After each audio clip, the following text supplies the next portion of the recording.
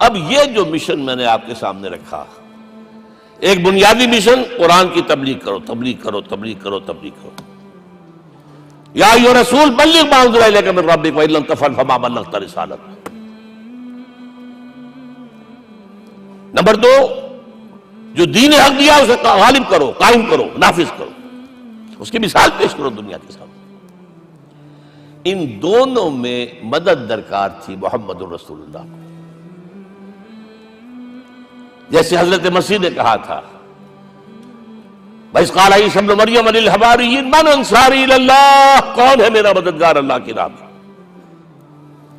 جیسے کہ اللہ فرماتے ہیں سورہ حدید میں، بڑی پیاری آیت ہے، بڑی ریولوشنری آیت ہے، بلکہ میں لفظ استعمال، بڑی ننگی انقلابی آیت ہے قرآن مجید کی۔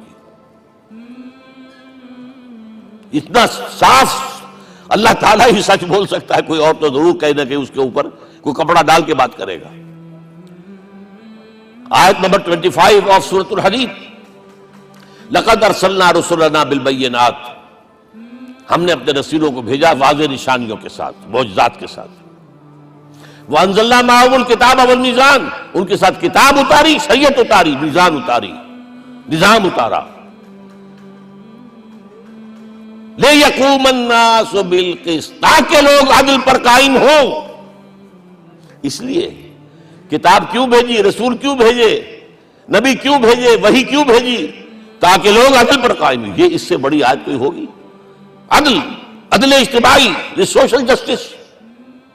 اب اگلا ٹکڑا پڑھیے، وَأَنزَلْنَا الْحَدِيدَ، ہم نے لوہا بھی اتارا ہے، فِيهِ بَأْسٌ شَدِيدٌ، اس سے اسلحہ بنتا ہے، جنگی قوت ہے۔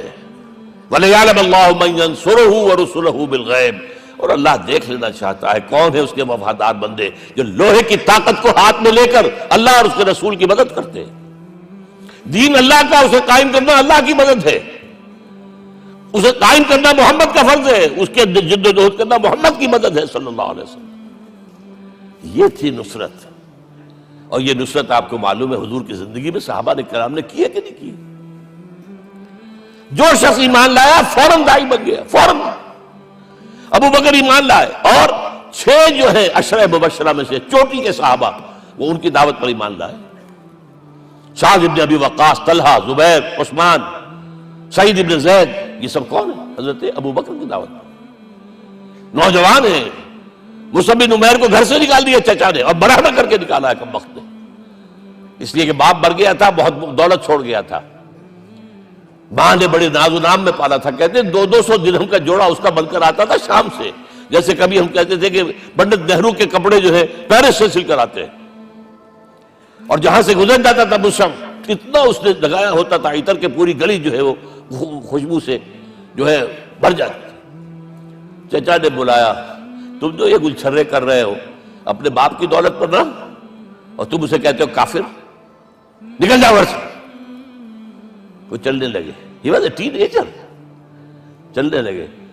وہ سمجھا تھا کہ میرے یہ کہنے سے اس کے تو اس کو تارے نظر آ جائیں گے، یہ فوراً جو ہے توبہ کرے گا، پلٹ آئے گا۔ چلنے لگے تو اسے اور غصہ آیا، یہ کپڑے بھی اسی باپ کے ہیں، اتارو۔ وہی اتارے کپڑے، مادرزاد برہنہ ہو کر ماں کے پاس گئے ہیں۔ ماں نے آنکھوں پر ہاتھ رکھا، مصعب کیا ہوا ہے؟ فرمایا امی میں موحد ہو گیا ہوں، یہ ہے توحید۔ اور اب جا کر حضور کے دامن میں بیت ارقم میں اب ہمہ وقت کارکن ہے، قرآن اتر رہا ہے، پڑھ رہے ہیں، سمجھ رہے ہیں، قرآن اتر رہا ہے، یاد کر رہے ہیں۔ اور اس کے بعد جب کہا تھا مدینے والوں نے بیعت عقبہ اولیٰ پر کہ حضور ہمارے سے آپ کی ملاقات تو سال کے بعد ہی ہوگی، درمیان میں تو آپ کو معلوم ہے خون ریزی ہے، کوئی قافلہ بچ کے نہیں آ سکتا، تو اب آپ ہمیں کوئی اپنا شاگرد دیجئے۔ مصعب بن عمیر کو حضور نے کہا جاؤ ان کے ساتھ۔ وہاں ان کا نام پڑ گیا المقری، پڑھانے والا، قرآن پڑھانے والا۔ 75 آدمی اگلے سال لے کر آ گیا ہے، اور اسی سے بیعت عقبہ ثانیہ ہوئی ہے، اور ہجرت کا راستہ کھل گیا۔ اور اس کو ایک دفعہ حضور نے دیکھا، مسجد کے دروازے کے سامنے سے گزر رہا تھا مصعب، پھٹا ہوا کمبل تھا جسم پہ لپیٹا ہوا تھا۔ حضور کی آنکھوں میں آنسو آ گئے۔ غزوہ احد میں شہید ہوا کس طرح؟ علم بردار تھا، ایک ہاتھ پر وار پڑا ہے، کٹ کے گر گیا، ایک ہاتھ سے تھاما، دوسرے پر بھی گر گیا، دونوں جو بچے ہوئے حصے تھے اس سے تھاما۔ پھر جب ختم ہو گئے، اس کے بعد جو ہے جب دفن کر رہے تھے تو حضور کے سامنے پرابلم لایا گیا۔ مصعب کے جسم پر تو کوئی کپڑا ہی نہیں تھا سوائے ایک چادر کے، ایک دھوتی، اللہ اللہ خیر اللہ۔ اور شہید کا کفن ہوتا ہے اس کا اپنا لباس۔ حضور وہ اتنا چھوٹی ہے وہ چادر کہ پاؤں ڈھانپتے ہیں تو سر کھل جاتا ہے، سر ڈھانپتے ہیں تو پاؤں کھل جاتے ہیں۔ فرمایا سر کو ڈھانپ دو کپڑے سے اور پیروں پر گھاس ڈال دو۔ That was the last dress which Musab got۔